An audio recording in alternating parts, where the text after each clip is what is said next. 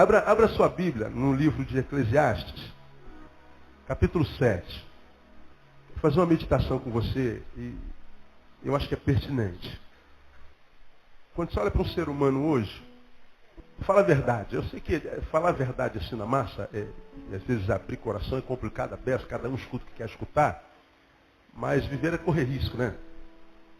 Quando você, sinceramente, olha para um ser humano hoje, um estranho, um ser humano, qual é o primeiro sentimento que brota no nosso coração, no teu coração?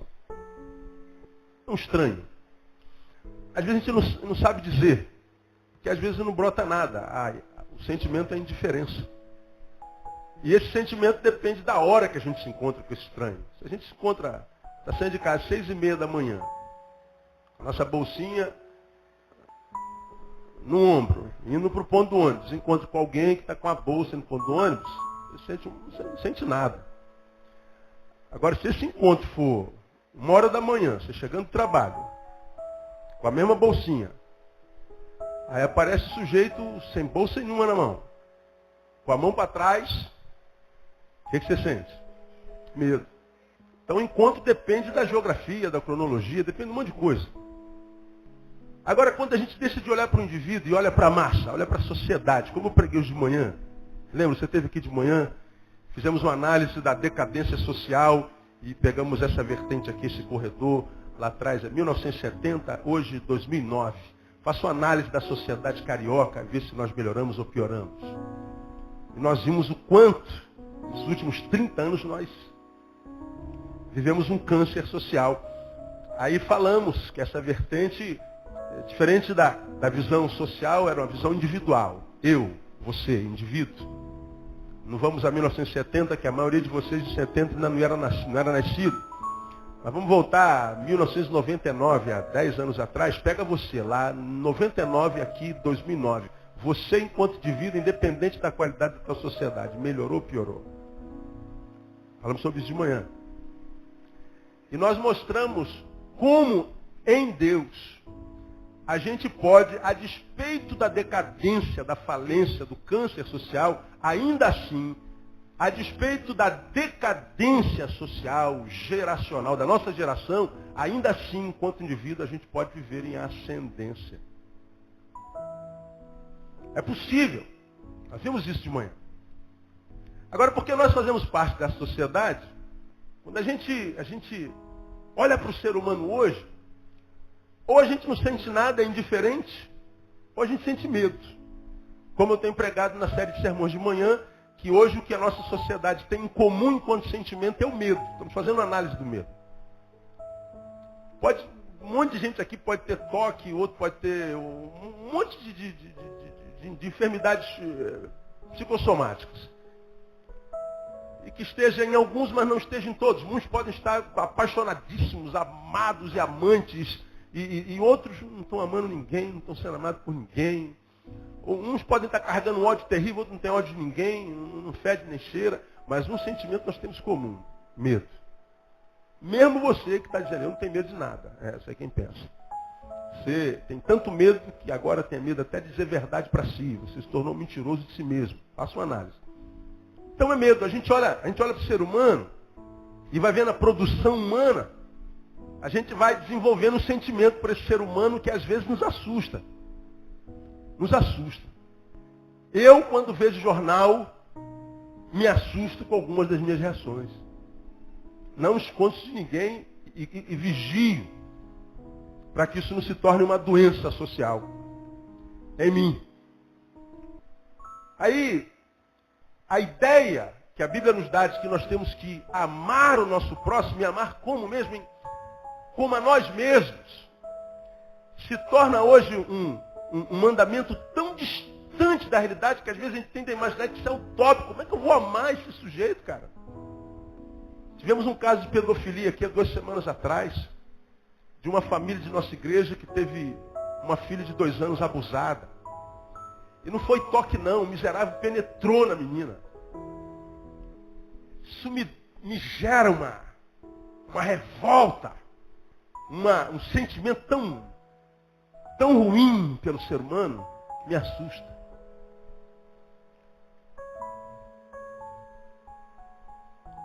E a gente vai vendo a produção humana. E a gente vai olhando para o ser humano e vai dizer, meu Deus. E como eu tenho pregado aqui, todo domingo eu prego a mesma coisa. Eu não sei como é que vocês aguentam me ouvir, porque eu prego a mesma coisa todo domingo. Esses seres humanos somos nós. Essa produção que a gente vê na cidade é nossa. Isso é obra nossa. Não foi um demônio que fez. Muitos homens colocam a culpa no demônio, mas não é o demônio. É humana. A Bíblia diz que é do coração que brota. As giras, as guerras, porfias, prostituições, detrações, é do coração humano. Demônio não tem coração. Isso é produção humana. O que a gente vê acontecendo nessa cidade é produção humana. O que a gente vê no jornal é produção humana. Humana. O que a gente vê acontecer no Brasil é produção humana. O que a gente vê acontecer na igreja e o que a gente vê se fazer em nome de Deus e com o nome de Deus é humano. É humano. Aí o que acontece? Nós vivemos um tempo de desconfiança crônica. Ninguém confia em ninguém. Quem confia em quem? Quem garante para você que eu sou esse santinho que todo mundo pensa que eu sou? Quem garante que você é isso tudo que você mostra ser? Quem confia em quem? Quem confia na polícia? Quem confia nos deputados? Quem confia no flanelinha que está guardando teu carro lá fora? Se não tem. Quem confia no quê? Você vê, esse ano eu faço 43 anos, eu falei assim, ó, esse ano eu vou fazer o check-up geral na minha vida, do alto da cabeça à planta do pé, como diz a Adalzira. E como eu estou chegando já aos 45, diz que os 45, o homem tem que fazer um examezinho meio chato.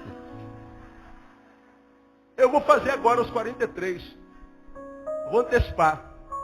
Você vê, quando eu falei para mim assim, ó, vou fazer o exame, pronto, minha cabeça não pensa em outra coisa. Estou preocupado com o médico. Que médico é esse, meu? Que negócio de exame é esse, cara? Aí você fala assim, pastor, esse assunto para falar em púlpito? É. Levanta e vai embora, filho. Quem te chamou aqui, né? É.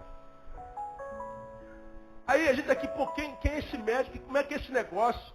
A gente não confia, a gente não relaxa com mais ninguém. Relaxa? Confia em quem? Essa desconfiança gera essa incapacidade de entrega. A gente não se entrega a ninguém em relacionamento nenhum.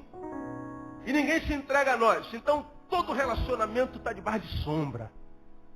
Todo relacionamento é relacionamento de duas pessoas impermeabilizadas. É como aquela carne que você, antes de botar no congelador, na geladeira, você passa aquele plástico em volta dela e coloca lá que é para o gelo não queimá-la. Todo relacionamento humano é assim. A gente passa um plástico em torno da gente, a Andréa passa um plástico em torno dela e a gente se relaciona. Mas esse relacionamento nem sempre ele acontece na plenitude porque ele não tem entrega. Esse relacionamento de pastor com ovelha, ovelha com pastor, com patrão, empregado, empregado com patrão, pai e filho, filho e pai, marido e mulher, mulher e marido. Isso acontece em todo lado. Todo lado. Alguns admitidamente e outros não. Por causa da desconfiança. Por causa daquilo no que cada um de nós e porque cada um de nós está se tornando, a sociedade também. Isso tudo é produção humana. Aí a gente fala em Eclesiastes capítulo 7. Lá no finalzinho, versículo 29. Só para a gente repetir. Nós vemos a palavra de Deus dizendo assim, eis que isto tão somente achei. Ora, esse cara que está falando que tão somente achei, foi o homem mais inteligente que passou pela terra. Então não é um camarada que não tinha massa. Não, ele era o cara da reflexão, era o cara do pensamento, o cara do saber. O cara que não abria a boca para dizer qualquer coisa, porque ele já era sábio desde moleque, porque foi um homem para quem Deus disse assim, menino, o que você quiser pedir para mim, eu sou o Deus Todo-Poderoso, Criador do céu e da terra, do universo. Em minha mão detenho todo o poder do que há no céu, na terra e debaixo da terra. Pede o que você quiser, eu te dou. Aí um moleque de 11 anos, veio pedir um PlayStation, pedir uma bis, pedir uma casa própria para o papai, né? Pedindo, sei lá, qualquer outra coisa, ele pede sabedoria. Ora, um moleque que pede sabedoria para um Deus do tamanho do nosso já é sábio demais. Só que agora a sabedoria humana que aquele moleque já tinha é acrescentada à sabedoria, não é de um anjo, não é de um arcanjo. É a sabedoria do próprio Deus, é ele. Então esse cara que senta e analisa a vida com a visão científica, com a visão da sabedoria que já lhe era peculiar, e agora com a visão dos olhos de Deus, ele diz, isso tão somente achei. Se achou, estava procurando. E eu acho que o que ele procurava era sentido para a vida, uma razão para continuar vivendo. Leia o contexto de todo o texto e do livro, juntando com o Provérbios, você vai entender a alma de Salomão. E ele diz, isso tão somente achei. Olha que coisa interessante. Que Deus fez o homem como? Reto. Mas os homens buscaram o quê? Muitos artifícios. Deus fez o homem retinho, bonitinho. Mas o que esses homens fizeram? Eles começaram a secundarizar a vida. Foram buscar muitos artifícios. O que esse homem fez na visão de Salomão? Deixaram a coisa principal. E você já aprendeu, repita comigo, que a coisa principal é fazer da coisa principal a coisa principal. Deus fez o homem reto. O que esse homem fez? Ele deixou a coisa principal e foi buscar um monte de artifício. Ele deixou o que era principal, deixou a comunhão com Deus, o Deus que o criou reto, o Deus que aplanou o seu caminho, o Deus que criou com projetos, Deus que não o criou como um aborto da natureza, um equívoco da criação, não, Deus o criou e o fez planejadamente. Deus nos criou para que nossa vida fosse uma vida tremenda, para que cada dia que nós amanhecêssemos, disséssemos, yes, acordei de novo, não morri, graças a Deus. Estou vivo. É assim que Deus queria que nós acordássemos. Foi assim que Deus planejou as nossas manhãs. Uma vez que as suas misericórdias se renovam o quê? Cada manhã. É isso que Deus planejava para nós. Mas os homens buscaram muitos artifícios. E aí, a gente acorda de manhã e diz, mais um dia. Outra segunda-feira. Oh, droga.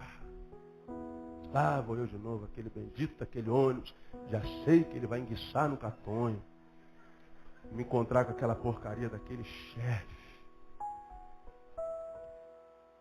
Tem que encontrar com aquele cliente de novo. Meu Deus do céu, não aguento mais. E você vai com a barriga empurrando a vida. Volta para casa, um resto daquele resto que você já saiu. Isso vai acontecendo, como preguei no domingo passado. Retrasado. Dia após dia, a vida se torna uma mesmice e chega uma hora que a vida diz para nós, tchau. Não te conheço mais. E a gente, como eu tenho pregado todo dia, deixa de viver para existir. E a diferença da vida para a existência é que a vida tem um sentido para ela, a existência não. Eu acordei, lamentavelmente, e vamos ter que fazer alguma coisa. É assim que está a humanidade. Para que ninguém perceba isso, nós somos a geração que mais investe na aparência. Como tem gente bonita. Como tem homem macho. Como tem mulher malhada. Nunca tivemos uma geração tão linda. Nunca fomos tão belos. Nunca fomos tão vazios como tem pregado. Porque a vida está fugindo da gente. Os homens buscaram muitos artifícios. E aí, eu particularmente, cada visão do Neil, não do pastor, mas do Neil, se permite ser, traga à memória algumas palavras da palavra de Deus, e uma das palavras da palavra de Deus diz que o homem foi criado por Deus, a sua imagem, a sua semelhança. Agora, diga para mim, se nós, enquanto seres humanos, somos criados à imagem e semelhança de Deus, quando você olha para esse homem, que tipo de Deus você vê? O homem moderno é o cartão de visita de Deus. Se lhe dá um cartão de visita, a imagem e semelhança desse homem, olha, você precisa conhecer esse Deus. Tu se aproxima desse Deus ou corre dele? Você corre dele. Se o homem é o cartão de visita de Deus, tá louco. Se esse homem que a gente vê hoje é a imagem e semelhança de Deus, seja na forma ou na essência, seja na produção ou no diagnóstico, pelo amor de Deus, esse Deus é tudo que eu não quero. Tem a ver com aquele Deus que eu preguei, não sei se alguns de vocês se lembram, no culto do dia 31 do de 2006 para 2007. E o tema foi, em 2007, tudo que eu quero de Deus é distância. Em 2007, tudo que eu quero de Deus é distância. E depois eu mostrei de que Deus eu estava falando. Porque se o homem como tal é imagem e semelhança de Deus, seja na forma ou na essência, esse homem vem da imagem de um Deus equivocado, de um Deus muito perverso, de um Deus sem graça, de um Deus que não sabe o que faz. E se você ainda não sabe, mas eu sei que você sabe, muitos dos que não querem saber de Deus, e essa geração não quer saber de Deus, não é porque Deus deixou de ser Deus, é porque quando ele olha aqueles que dizem ter Deus, ser de Deus, sendo como são, eles desistem do Deus dessas pessoas que dizem dele ser.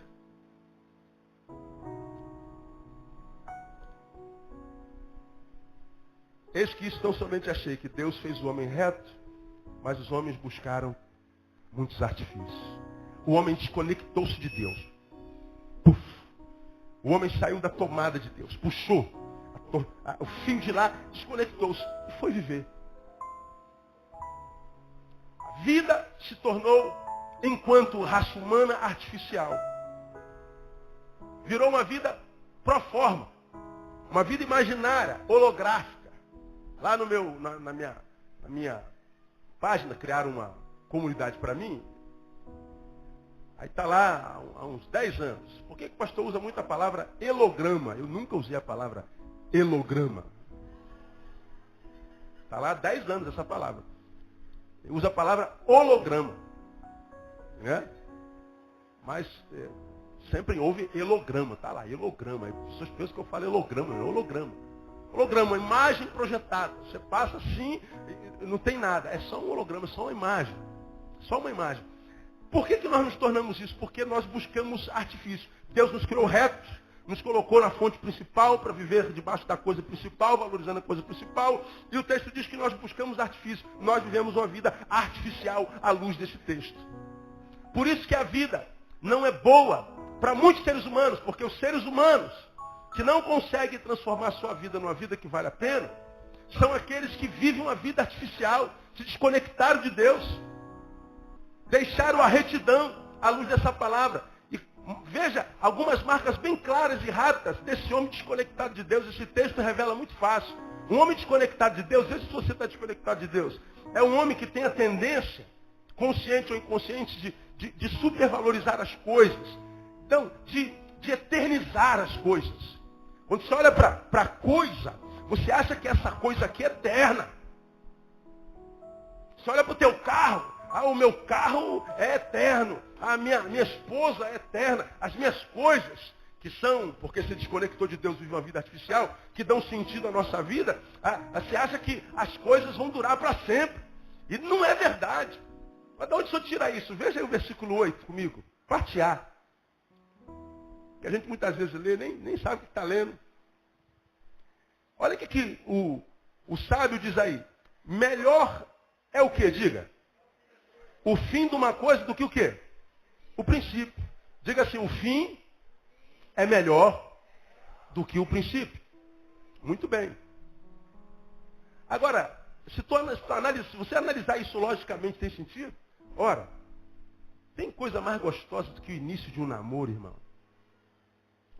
Quando você passa o olho assim no meio dessa multidão, tem um par de olhos que te prendem.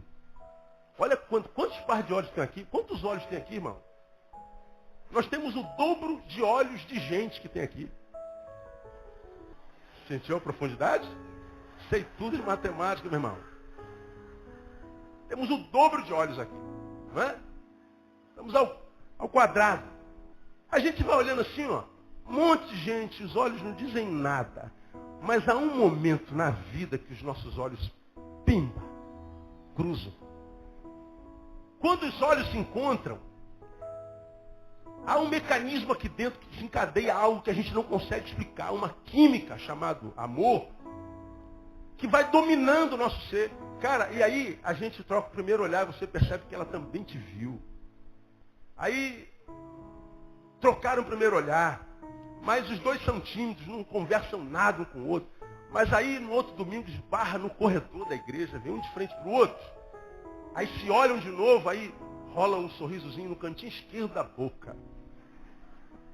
Evoluiu. Porque percebemos que o olhar cruzou e já teve um sorrisinho no cantinho da boca. Ele que estava sentado aqui no primeiro banco do meu lado direito e ela no último banco do lado esquerdo, já mudam de lugar. Ela vem para o meio do lado esquerdo e ele vai para o meio do lado direito. Ó. Acabou o culto, eles se procuram sem que o outro saiba. Vão se encontrar na cantina. Ela está bebendo água e ele chega e diz, eu também estou morrendo de sede. Ó, saiu de um olhar, de um sorrinho do lado esquerdo e uma palavra. Posso pagar sua água? Não, pelo amor de Deus. Desculpa, não se ofenda não. No outro domingo, eles já não estão mais sentados nas extremidades da igreja. Ela senta na ponta do meio, da carreira do meio, e ele na outra ponta da carreira do meio. A aproximação vai acontecendo. Até que eles admitem, eles conseguem se encontrar, trocar um diálogo. Meu irmão, esse negócio vai fazendo bem, que é celestial. Quantos apaixonados nós temos aqui hoje? Sabe o que eu estou falando? É bom demais estar apaixonado, é ou não é? É. Aí vem o cara e fala assim, não, melhor é quando acaba esse romance. O fim é melhor do que o princípio. Bom é quando depois de 10 anos, a gente começou, né, se tratando com tanto carinho, porque quando o relacionamento vai acabando, a gente vai engordando o outro. No início do relacionamento, minha pombinha, olha, levinha. Vai piorando, sua cachorra. Engordou. Quando termina, sua vaca, ó. O seu porco. Aí você fala assim, pastor, esse texto está dizendo que é melhor quando a gente está no estágio da vaca, do porco, do que quando está no estágio da pombinha. É melhor é o fim. O divórcio é melhor do que o casamento. É isso que ele está dizendo aqui? Mas se a gente não mastigar, não parece? Melhor é o fim de uma coisa. Não é. O que esse texto está dizendo para nós? Está dizendo que o fim não precisa ser o fim. Esse texto está tentando ensinar para nós que nós precisamos aprender a perder. E achar na perda valores que só na perda a gente encontra. Você estava construindo a tua carreira profissional. Estudou pra caramba para fazer aquele concurso. Cara, você quer ser oficial da Marinha. Cara, você estudou com aquele teu grupo. E hoje é difícil achar gente para estudar. Ninguém quer porcaria nenhuma. Você achou, cara, você construiu. Você sonhou. Você já se viu fardado. Você já se viu com a espadinha do lado. Você já viu todo mundo babando de inveja na formatura. Você todo de branco, de quer. Você já sonhou com a viagem de ouro. 6 meses rodando o mundo. Você já sonhou com tudo. Aí, vamos para a prova. Todo mundo passa, menos você.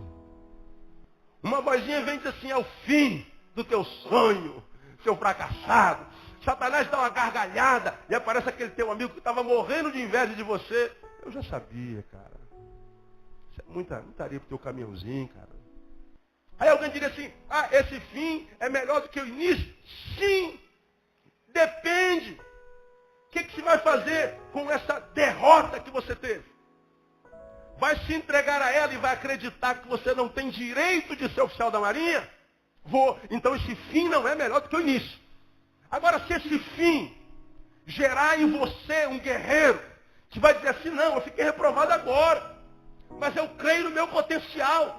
Eu vou dar a volta por cima, eu não vou me entregar. Agora que eu vou tentar de novo, agora que eu vou estudar mais, você vai estar então usando aquela derrota como combustível para um recomeço. O que esse texto está dizendo é que o fim não precisa ser o fim. Esse texto está dizendo é que o fim pode ser o início de uma coisa muito mais bem planejada. O reinício de uma nova história, só que escrita com mais maturidade. Porque quem fracassou uma vez, já sabe que por aquele caminho não se passa. É equívoco. Portanto, a possibilidade do acerto é muito maior.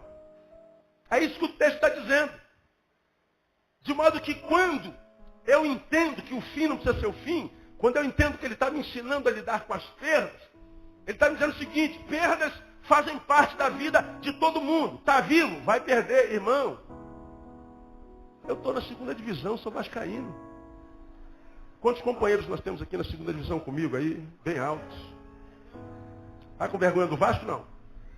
Vascaíno, mão bem alta aí para mim. Isso aí. Até morrer, né, irmão? É isso aí. Quem poderia imaginar que o Vasco da Gama um dia ia para a segunda divisão? Coringão ia para a segunda divisão? A gente não ganha sempre. Vocês, flamenguistas, podem ter torcido a vida inteira. Mas lá no fundo, não acreditavam. Agora, quando a gente vê, de fato lá, ou a gente se entrega e muda de time, ou a gente se entrega e dá um tiro na cabeça, como aconteceu lá em São Januário, ou a gente então acredita que essa derrota vai ser para o nosso bem, de modo que esse texto me ensina que eu preciso aprender a perder, que as perdas fazem parte da minha vida, e se o que eu tenho eu posso perder, eu não posso fazer das coisas a razão da minha vida, da minha existência. Aqui vai uma palavra para você, irmão, que trocou relacionamento com Deus por artifícios, como emprego, carreiras, namorado, namorada. Você que trocou a tua intimidade com Deus, teu serviço ao Senhor, por projetos pessoais, depois dos quais você pretende voltar para o Senhor. Você que está secundarizando a tua vida para o espiritual. Você que precisa dar desculpas para si, para justificar a tua ausência da comunhão. Esse texto está dizendo que essa é uma característica de quem artificializou a vida. Logo, logo, você se frustra. Eu sei que quando a gente prega assim, não é tão fácil de acreditar, porque você não conhece a vida de quem trabalha com gente. Você não sabe a demanda de trabalhar com uma multidão dessa, além dos que ouvem lá pelo site, dos milhares e milhares de CDs que são vendidos aqui e são baixados pela net. De graça. De graça. Baixa, grava, reproduza e pode distribuir de graça também. Aqui a pirataria é autorizada. Então a demanda vem de longe. Só com o site desses meninos do Trazendo a Arca foi 50 mil DVDs. Se foi 50 mil DVD, é 100 mil pirata. Tem uma palavra de 10 minutos meu lá naquele DVD. Misericórdia, Pelé. O que vocês me arrumaram? É centenas, dezenas de meios dia só do DVD do Trazendo a Arca. Demanda de gente tentando entender por que a vida fugiu dele. Por que a razão de viver fugiu? Por que a alegria fugiu? Por que as coisas perderam sentido? Geralmente eu digo porque você artificializou a tua vida. E a gente artificializa a nossa vida quando a gente abre mão da coisa principal, que é a relação com Deus. Quando a gente acha que a alegria da nossa vida pode ser estabelecida nas coisas que a gente possui. E quando a gente entende que a nossa alegria está nas coisas, não é porque nós temos essas coisas, as coisas nos têm. Porque o que a gente tem hoje, amanhã a gente pode não ter mais. Inclusive saúde, né? Inclusive saúde. O homem que tem a tendência a eternizar as coisas. Por que tantas pessoas querem se matar quando um casamento acaba? Por que homens tentam se matar quando um emprego vai embora? Por que pessoas entram em depressão porque roubaram o seu carro? Por que pessoas querem morrer porque sofreram um acidente e o dedinho ficou torto? Por que pessoas abrem mão da vida por coisas tão muitas vezes pífias? Porque nas coisas estava a razão da vida delas. E eu quero dizer para você aqui nessa noite, irmão, que essa palavra para mim é uma declaração do amor de Deus pela tua vida. Porque eu imagino que se Deus manda uma palavra dessa, Deus deve estar sentindo saudade de algum de vocês. Alguns de vocês com os quais Ele pôde contar durante muito tempo. Para sua obra, obra na sua casa, obra em qualquer canto desse mundo, desse lugar, em qualquer lugar. Deus já pôde usar você poderosamente, pujantemente. Deus já pôde contar com você, mas não é esse contar que a gente usa só para fazer funcionar a instituição, não, que é o que acontece com a maioria dos crentes. Não, Deus já pôde usar a vocação que Ele te deu, o dom, o talento que Ele te deu, mas hoje Ele já não pode mais e você sabe disso. Deus está dizendo, sinto saudade de ti. Você tem buscado o artifício. Uma outra marca daquela pessoa que a gente vê que artificializou a vida, está lá no versículo 16, olha lá. Não sejas demasiadamente justo, nem demasiadamente sábio. Por que te destruirias a ti mesmo?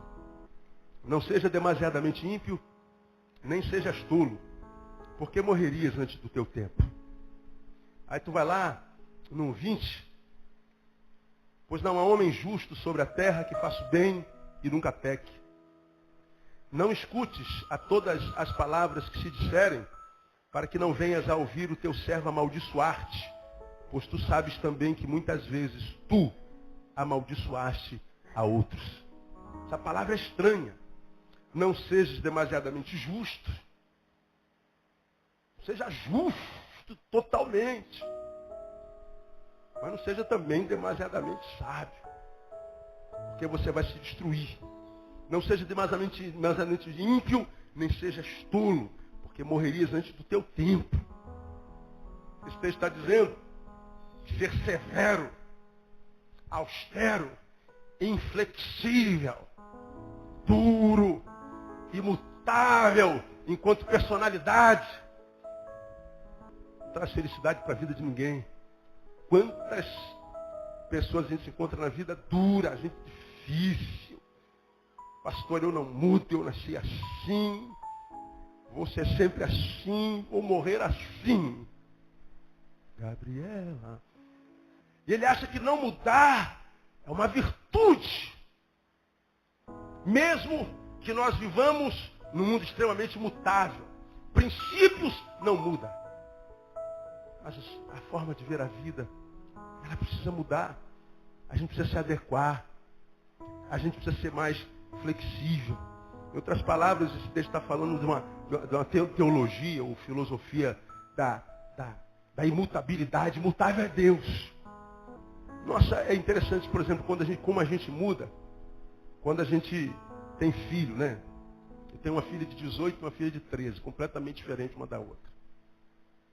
Às vezes a gente conversa com uma e a gente usa um jeito. Quando vai conversar com a outra, fala, meu Deus, a gente tem que falar vários idiomas. Não é? Não é o idioma da gíria, não. Nenhuma das duas fala gíria. Mas é a personalidade. Quem é ovelha de Betânia sabe. Como é que é a Tamara? Caladona. Levanta a cabeça, não fala com ninguém.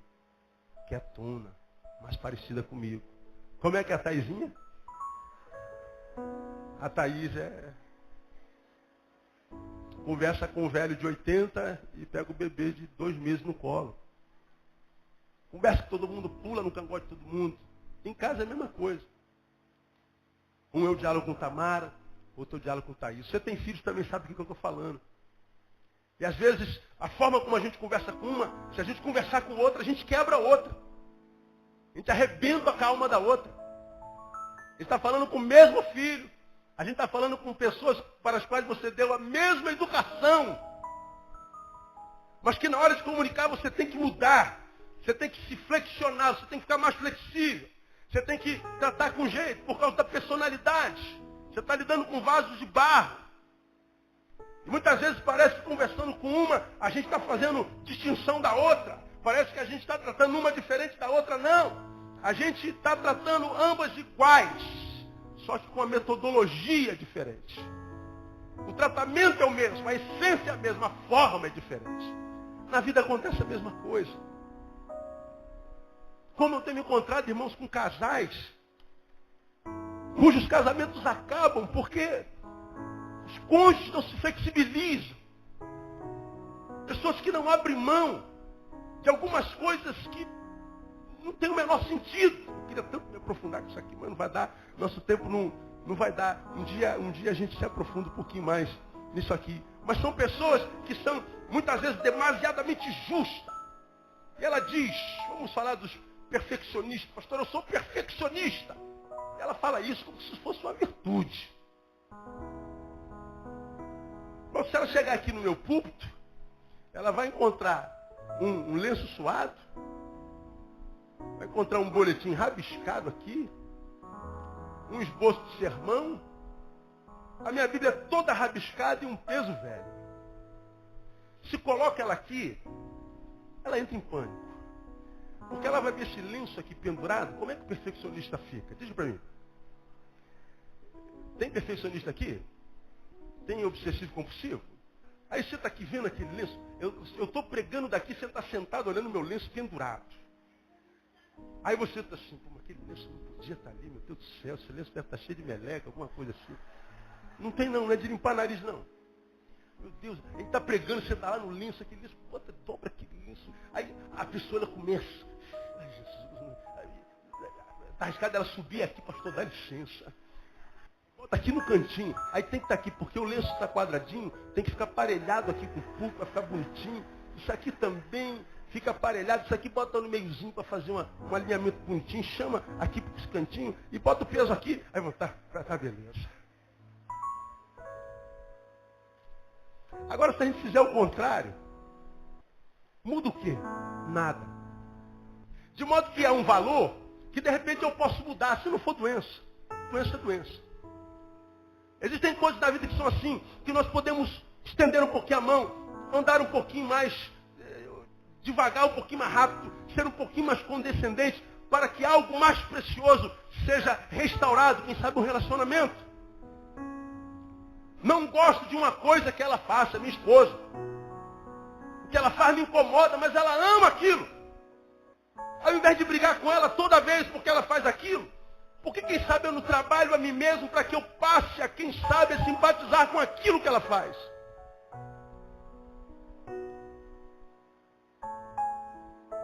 Por que eu tenho que brigar com ela toda vez que a gente fala sobre aquilo? A gente é casado há 20 anos. Se eu trabalhasse para mudar um pouquinho, teu filho, mãe, adora rock. E você? Odeia. Aí tu chega da igreja, um culto abençoado, está tocando o quê? Vai tocando Kiss, que vem ao Brasil agora. É. Lembra? Aquela língua que vem aqui no umbigo. Os caras curtem. Barulho, pauleira. Ora, se o cara gosta de alguma coisa boa, tem o rock, a gente tem que respeitar o gosto do roqueiro. Aqueles que gostam do blues, B.B. King. Veio ao Brasil ano passado, eu falei, vou a São Paulo ouvir B.B. King. R$900. Eu falei, vou ficar no Rio de Janeiro. E não vou ver B.B. King. Né? Não dá. Aí tu fala assim, mas como é que alguém pode gostar de blues? 2 notas. 2 notas. Mesma coisa. Blém, blém, blém, blém. Mas nós discutimos por causa da forma e perdemos muitas vezes um amigo. Porque a gente não muda. A gente não se flexiona. A gente não se flexibiliza. Isso é característica de gente que vive uma vida artificial. Terminei. Uma terceira marca, achar que é possível a realização total, satisfazendo apenas a necessidade do corpo. Veja lá, 26 e 28. Causa que ainda busco, mas não achei. Um homem entre 1000 achei eu, mas uma mulher entre todas, essa não achei. Vamos ao 27. Vedes aqui, isto achei, diz o pregador. Conferido uma coisa com outra para achar a causa. Causa que ainda busco. Aí ele entra no assunto, olha só, mas não achei. Um homem entre 1000 achei. Quantos homens nós temos aqui? Diga, eu sou macho.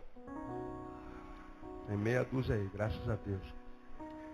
Ele está dizendo assim, um homem entre 1000 achei eu, mas uma mulher entre todas, o que ele diz aí? Não achei.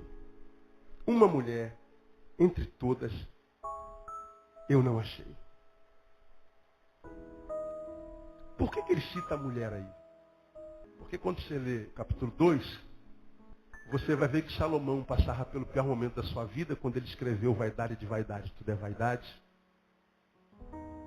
Lembra que eu preguei sobre isso há bem pouco tempo atrás?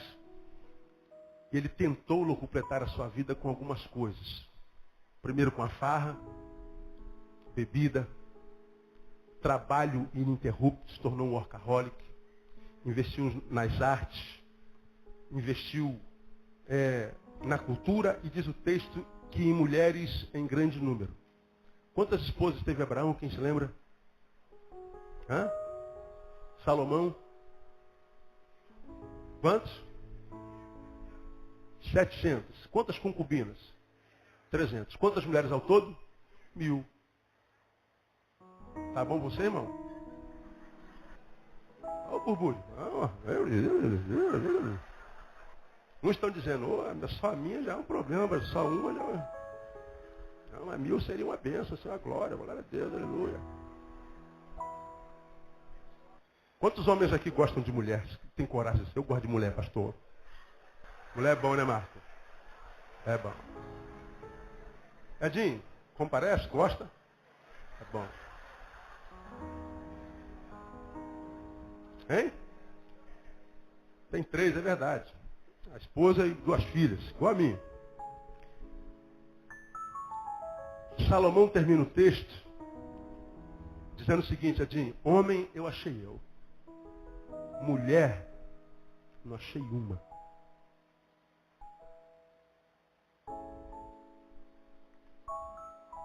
Digam para mim, mulheres, podemos confiar em mulheres? Vocês confiam em mulheres?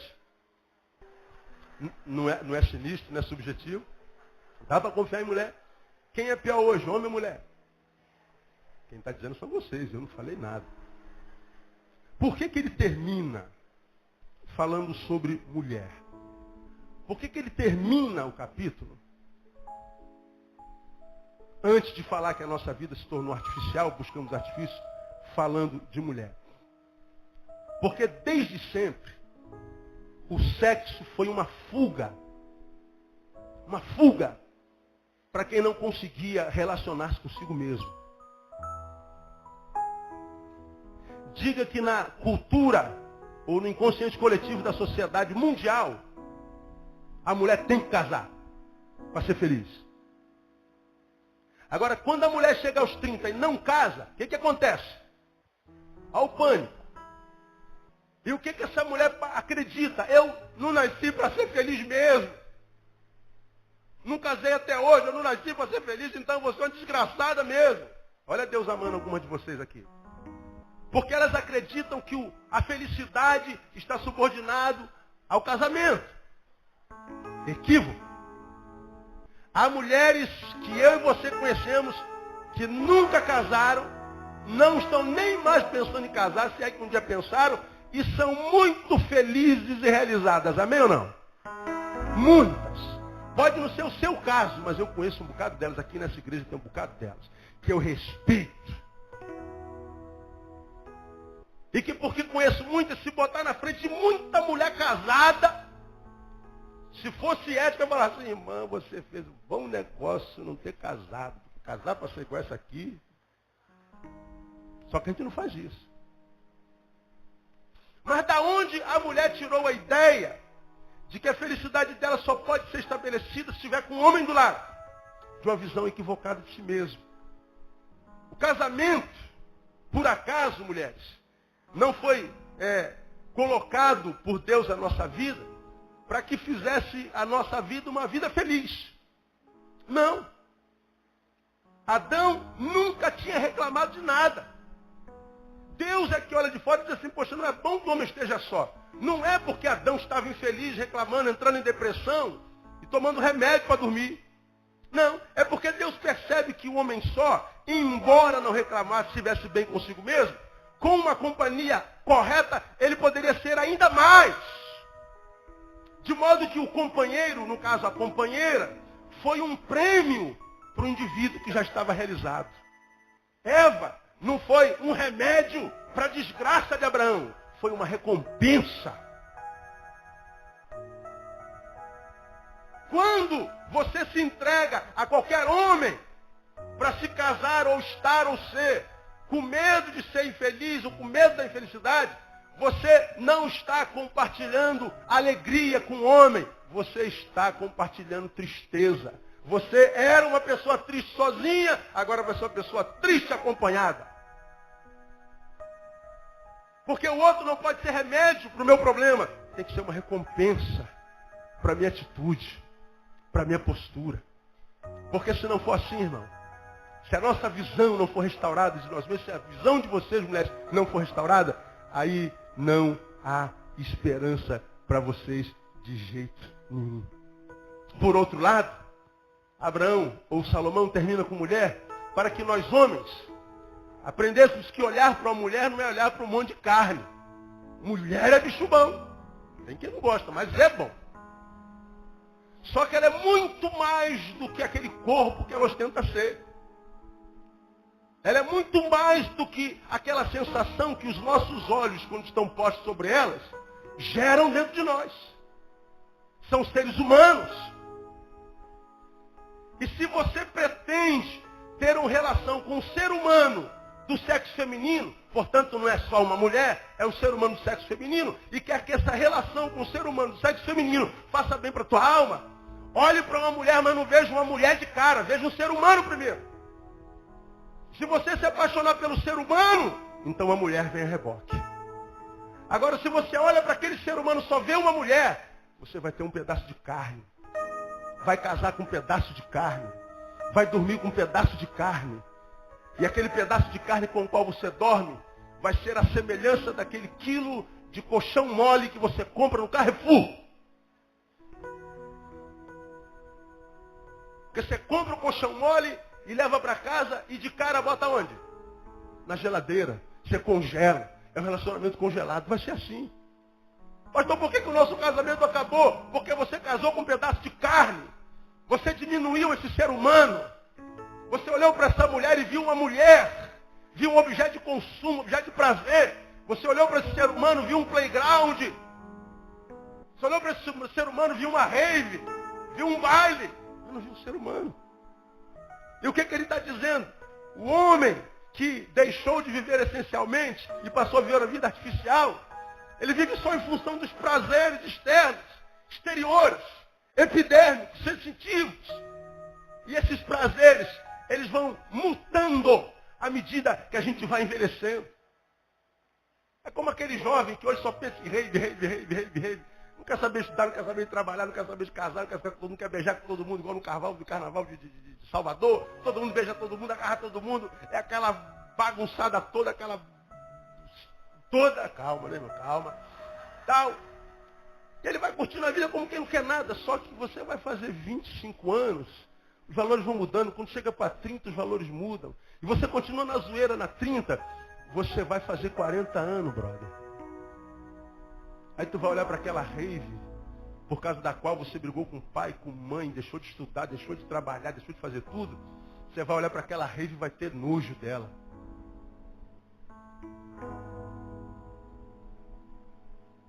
Vai olhar para as menininhas aqui, as que você contava e não quantas você pegou naquela noite. Aí, rapaziada, eu peguei 5 nessa noite e dei 10. Aí todo mundo para as costas, pô, o cara é garanhão, sangue bom, esse cara aí é fera. Com 40 anos, essa conquista tola para promover a tua imagem já não vale nada. A visão que você tem de mundo hoje tem porque tem a idade que tem. Quando você não tiver mais essa idade, a tua visão de mundo muda. E você que só vive de prazer em prazer, vai ver que quando não tiver nem corpo para ter prazer, também não vai ter vida para viver.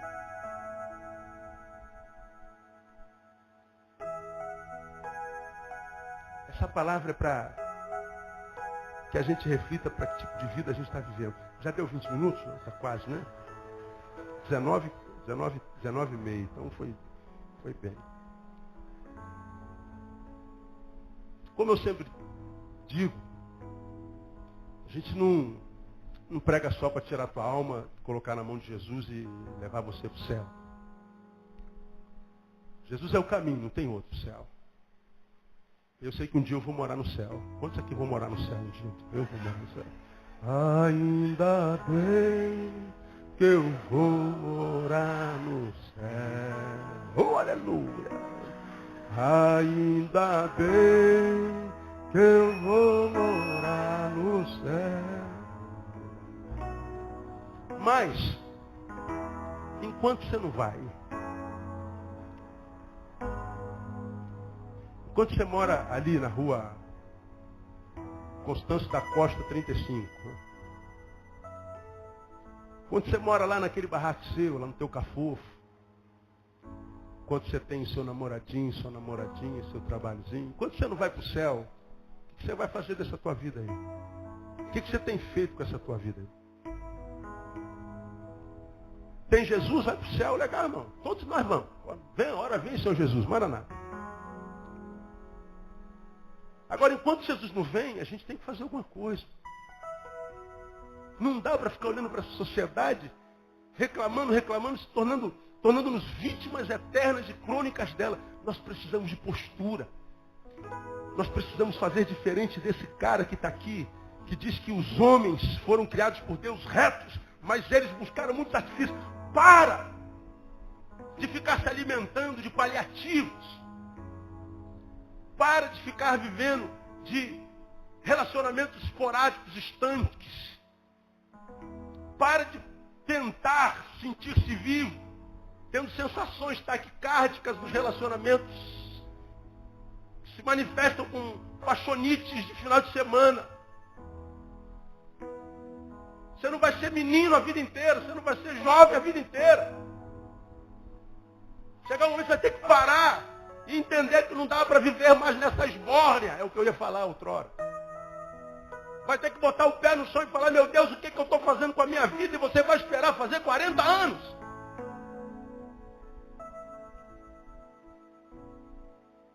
Talvez essa palavra não diga nada a teu respeito, mas eu sei Deus está abençoando um monte de gente que está aqui, que sabe que está vivendo tudo errado, está fazendo tudo errado, está vivendo uma vida artificial.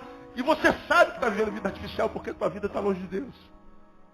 Deus está dizendo essa noite, estou com saudade de você, filho. Saudade. Volta para casa. Eu ainda amo você.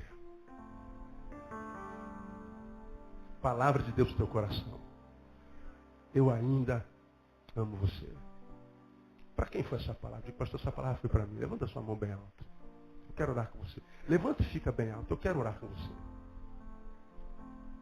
Deus sabe que está falando com você. Curva a sua cabeça. Não precisa ficar em pé. Só pode sentar. Pode sentar. Ninguém precisa ver você.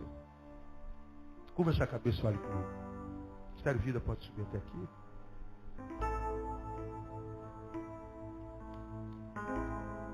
Pai,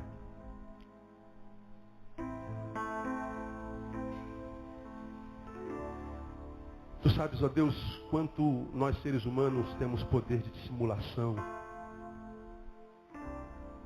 Quanto muitas vezes dissimulamos diante do Senhor uma vida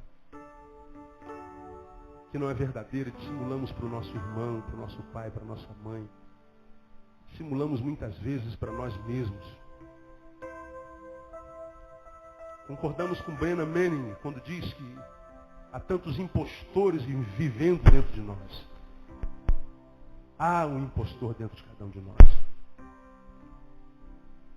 E esses impostores, ó Deus, nos levam a investir na imagem, numa imagem que nem é nossa. Mas nós te louvamos, ó Deus, nessa noite, porque eu sei que essa palavra encontrou corações aqui nesse lugar. E o que nós queremos, à luz da palavra que ouvimos, é dizer-te que nós não queremos viver uma vida artificial. Nós não queremos que a razão da nossa vida, a alegria da nossa vida esteja nas coisas. Sejam elas humanas ou não. Nós queremos te dizer, ó Deus, que nós queremos viver uma vida equilibrada. Uma vida mais sensível. Uma vida que muda se necessário for, se for para preservar valores ainda maiores. E nós queremos, ó Deus, dizer que nós não queremos viver de prazer em prazer, de experiência em experiência. Nós queremos olhar para uma mulher e ver um ser humano. Nós queremos olhar para um homem e ver um ser humano. Nós não queremos ver só um pedaço de carne. Nós não queremos reduzir aquela criatura que foi criada por ti com tanto carinho. Filhos teus nessa noite, eu creio, Pai, estão sendo curados. E eu te peço, ó Deus, que os ajude a vencer essa vida artificial, mentirosa, holográfica, e que eles voltem à essência, voltem ao primeiro amor, voltem a ser aquilo que são no teu coração, voltem a viver uma vida verdadeira, voltem a viver uma vida que vale a pena ser vivida, voltem a viver uma vida da qual se orgulhem. Ajuda-os, ó Deus. Porque a tua palavra diz que tu morreste para isso, para que nós tivéssemos vida e vida abundante. Nós ministramos cura, nós ministramos vida, nós ministramos libertação e salvação nessa noite. E o fazemos em nome de Jesus, o nosso Senhor. Vive e reina para sempre. Amém. E aleluia. Aplauda ele bem forte, amado.